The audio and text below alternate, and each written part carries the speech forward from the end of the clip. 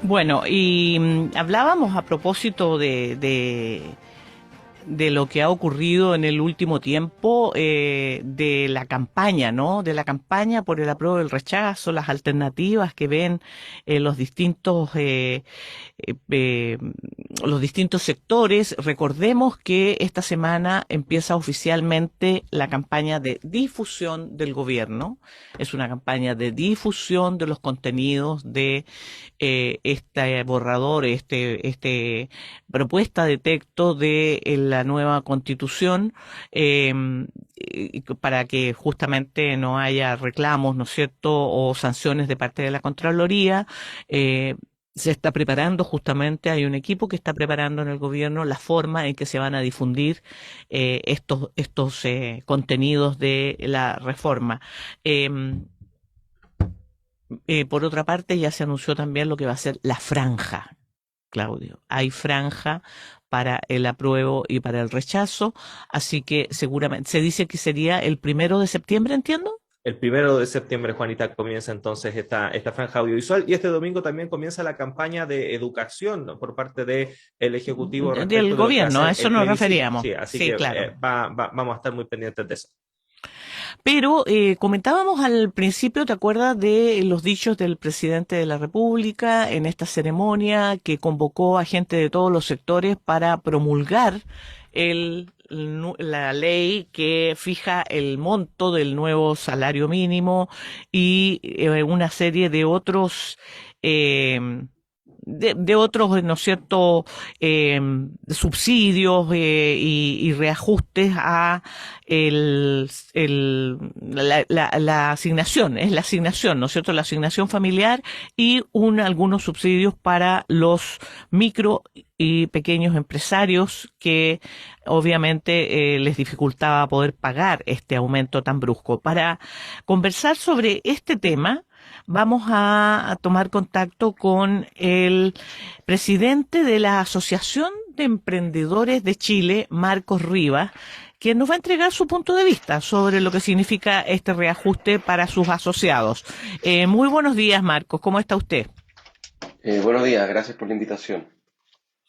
A ver, ha habido justamente discusiones y la mayor parte de las indicaciones que se hicieron en el Senado tenían relación con mejorar la situación de las pymes respecto a este reajuste de salario mínimo por las dificultades que podían enfrentar justamente para pagarlo. ¿Qué opina usted respecto al resultado final de este proyecto de ley? Eh, bueno, la verdad que entendemos la agenda social del Ejecutivo.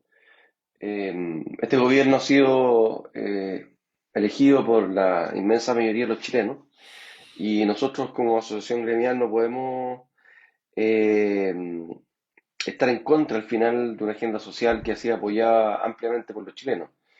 Sin duda que el contexto económico de bajo crecimiento del país, cerca del 1,8% para este año, eh, y el alto endeudamiento que trae la mayoría de los emprendedores y pymes, dada la crisis económica que genera la pandemia y la crisis social, es un contexto muy, muy negativo. Pero también entendemos que un sueldo mínimo de 350.000 pesos hoy día, sobre todo la inflación que tiene el país, tampoco es algo digno. Entonces, nosotros como emprendedores y pymes no podríamos estar ajenos a esta situación.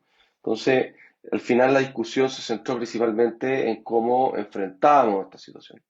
Y en enfrentar esta situación, siempre, desde el año pasado, cuando se nos planteó este tema en campaña, nosotros planteamos la necesidad de subsidios.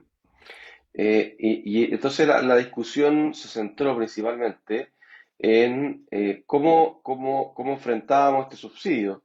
El gobierno hizo una propuesta de 51.000 millones de pesos con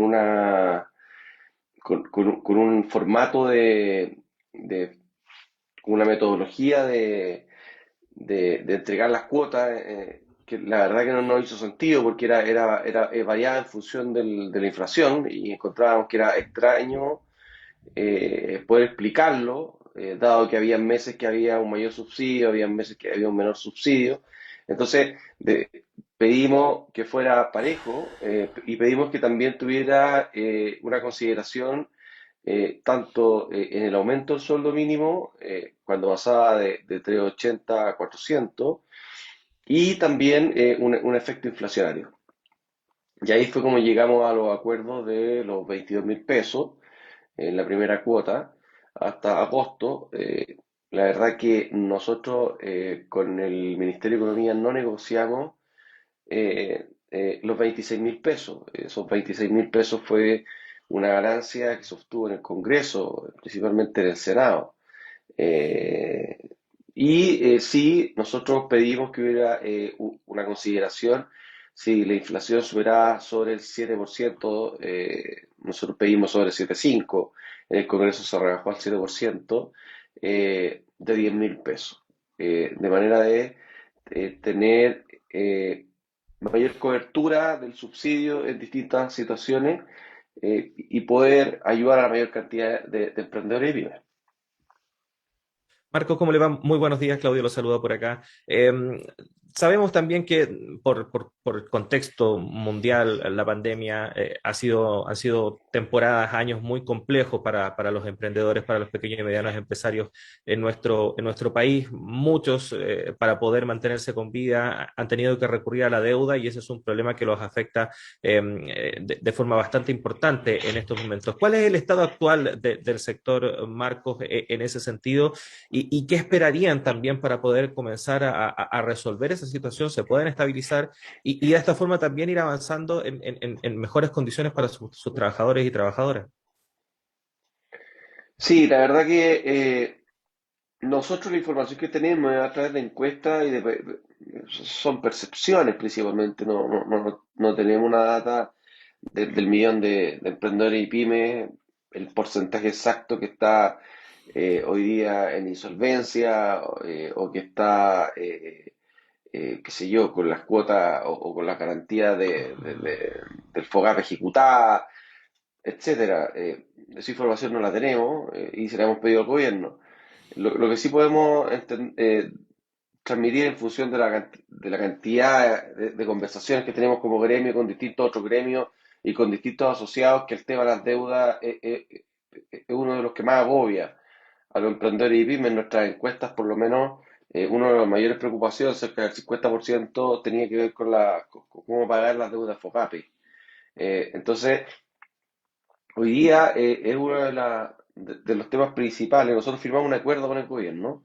Cuando firmamos un acuerdo por el subsidio al salario mínimo, firmamos un acuerdo que tenía dos grandes partes. Una parte que tenía que ver con el subsidio, pero otra que tenía que ver con abordar a la brevedad posible eh, 4 puntos. Y dentro de los 4 puntos están todas las deudas. Deudas FOGAPE, deudas de IVA, deudas de renta, deudas de leyes sociales, deudas de patentes comerciales, modificación a la ley de insolvencia y emprendimiento, modificaciones a la ley de pago a 30 días, modificaciones a la ley de Chile Compra. Entonces, nosotros llegamos a un acuerdo con el gobierno que es bastante macro en términos de la urgencia. En términos de los temas higiénicos que no nos permiten, la verdad, si queremos avanzar hacia un camino de recuperación económica, no podemos si es que no abordamos estos temas. Entonces, la verdad que hoy día, que ya se promulgó la ley, por lo menos ayer en la misma ceremonia, ya era un tremendo tema de conversación, cómo trabajamos en conjunto para acelerar políticas públicas eh, que vayan en ayuda, por ejemplo, de las deudas FOGAPE, por ejemplo, de las deudas de IVA, de las deudas de renta, de las deudas de leyes sociales, etcétera. Marco, a propósito de lo que mencionaba recién, la necesidad, ¿no es cierto?, de buscar solución para las deudas, por un lado, que son, por lo que usted menciona, varias de distinto tipo, particularmente, por ejemplo, delicado el tema de las leyes sociales, porque finalmente el perjuicio que hay para el trabajador que no ve pagadas sus cotizaciones es muy alto. También mencionó otro tipo de legislaciones que habría que modificar. Mencionó la ley de pago a 30 días, entre otras. ¿Qué tipo de modificaciones creen ustedes que habría que hacer ahí? Esta es una conversación que hemos tenido no solo con el gobierno, ¿ah? Por ejemplo, con la CUT hemos tenido conversaciones informales en términos del mismo aumento del salario mínimo. ¿Y por qué la pyme de 830.000 empleos, 630.000 o 620.000, el 70% los pagan las pymes?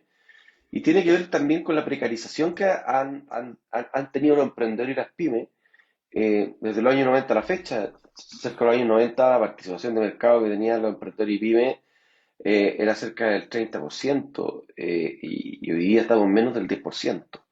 Eh, esa condición, es decir, de 1.000 pesos que se venden en Chile, 100 pesos los generan los emprendedores y las pymes, pero generamos el 53% del empleo.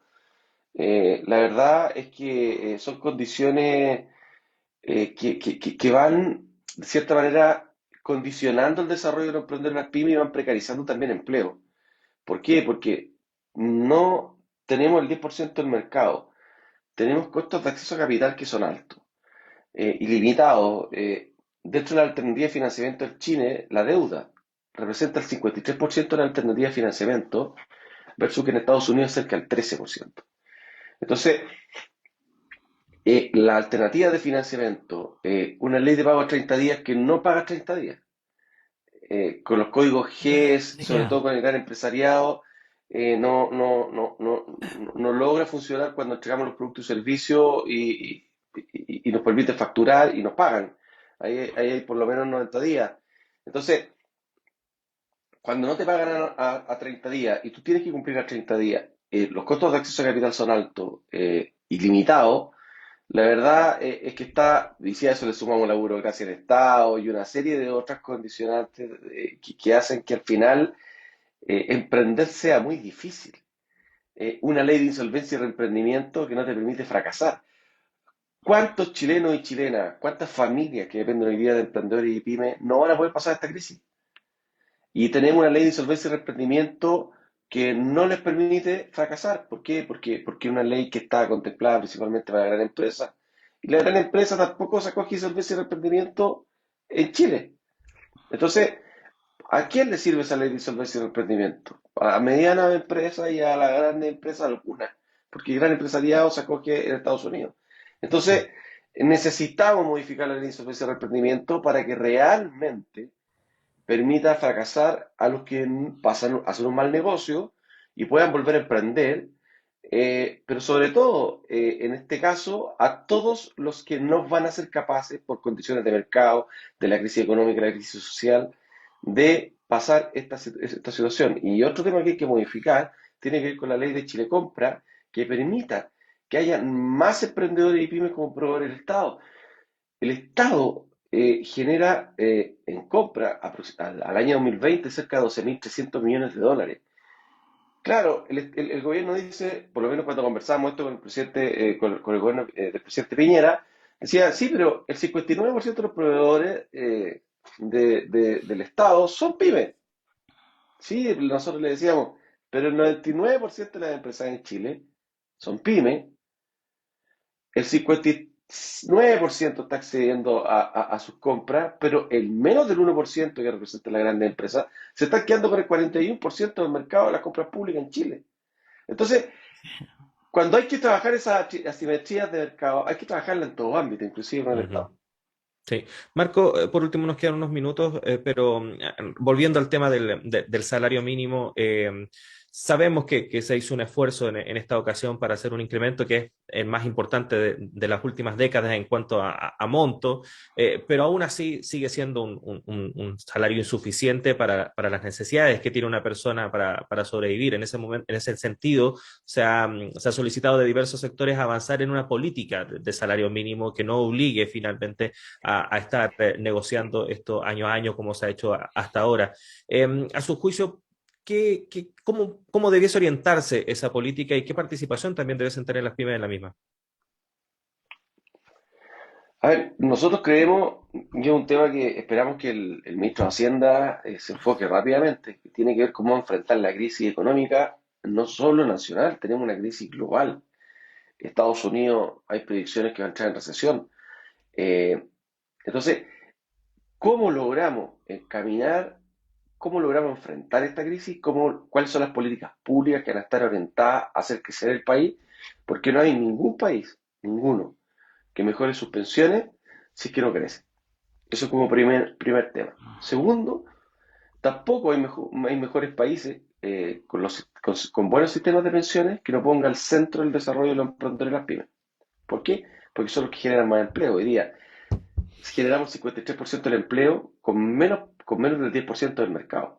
Entonces la pregunta es, ¿qué pasaría en Chile con los sueldos y sobre todo con las pensiones de los 53% de los trabajadores que dependen de las pymes si tuviéramos el 30% del mercado o el 50% del mercado? Solo da un ejemplo, en Estados Unidos el acceso a mercado que tienen las pymes es cerca del 44%. Y eso explica una serie de cosas. Entonces, poner al centro del desarrollo del país los emprendedores y las pymes va a solucionar no solo que vamos a generar mejores empleos, sino también más empleo. Y también vamos a ser capaces de generar mejores pensiones.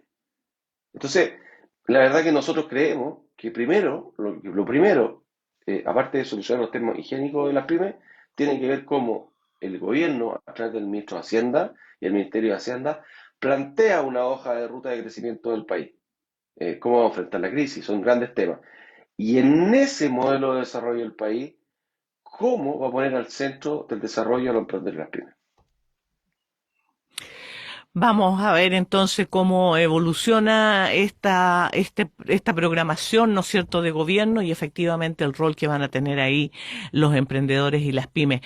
Conversamos con Marcos Riva, presidente de la Asociación de Emprendedores de Chile. Muchísimas gracias por estar con nosotros esta mañana. Que esté muy bien.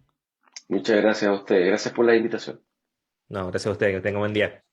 Buen día. Bueno, Juanita, son las 8 de la mañana en punto, tenemos que hacer una pausa en esta primera edición de Radio Análisis, pero siga en nuestra sintonía porque ya llega nuestro director Patricio López para continuar con esta primera edición que se continúa hasta las 10 de la mañana, así que queda todavía programa. Juanita, nosotros nos reencontramos mañana, un abrazo grande, que esté bien. Hasta mañana, que estén muy bien.